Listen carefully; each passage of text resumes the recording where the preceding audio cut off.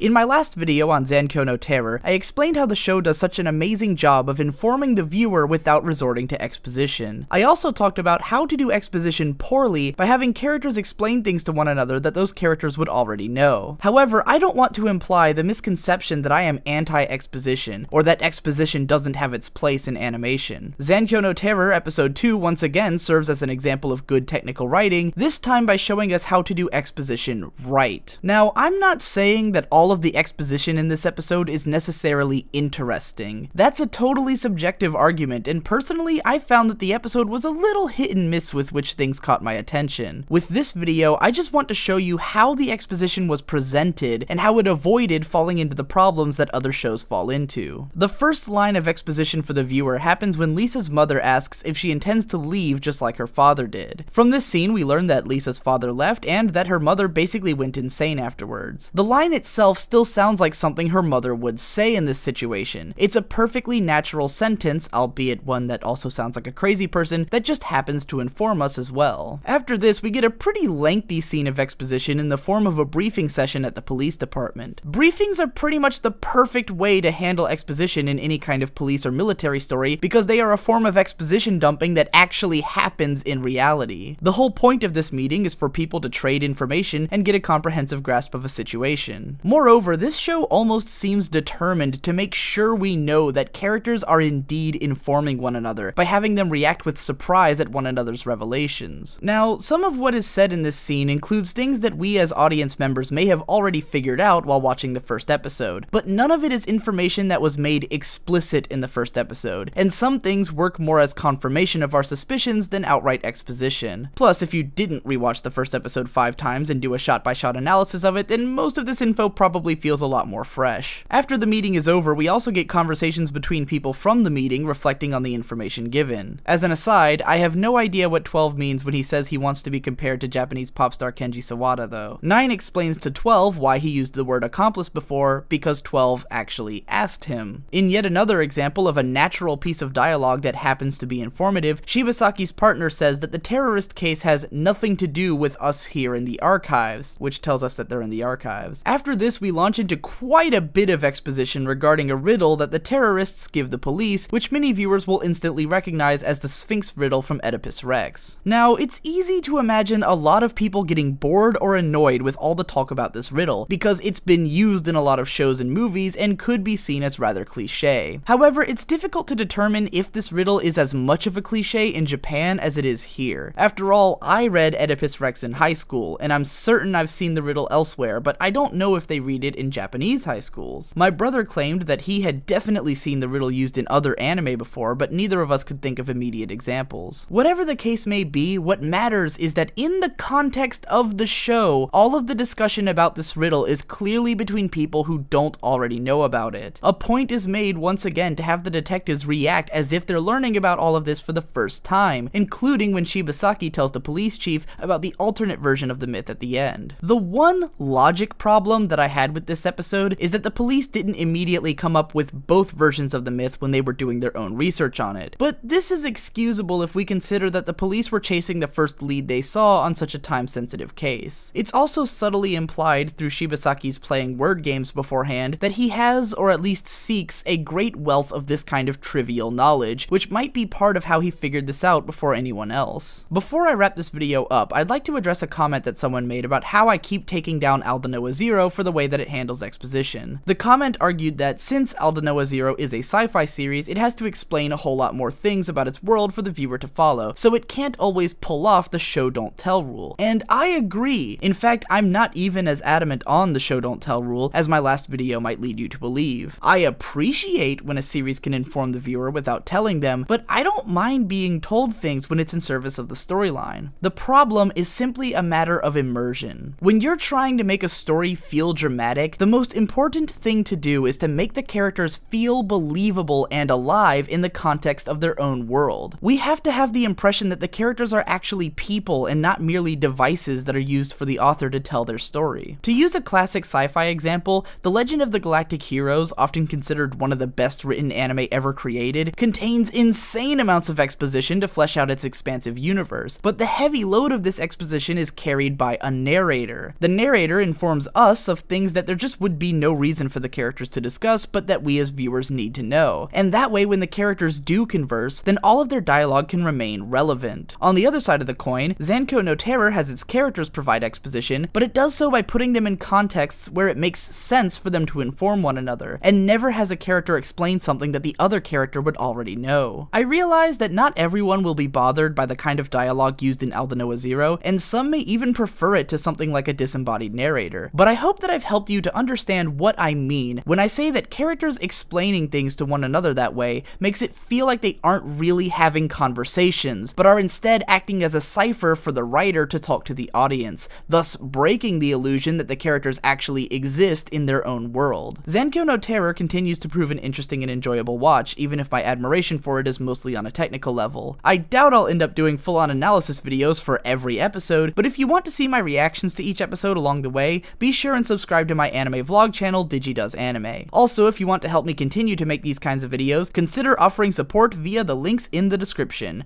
Ciao!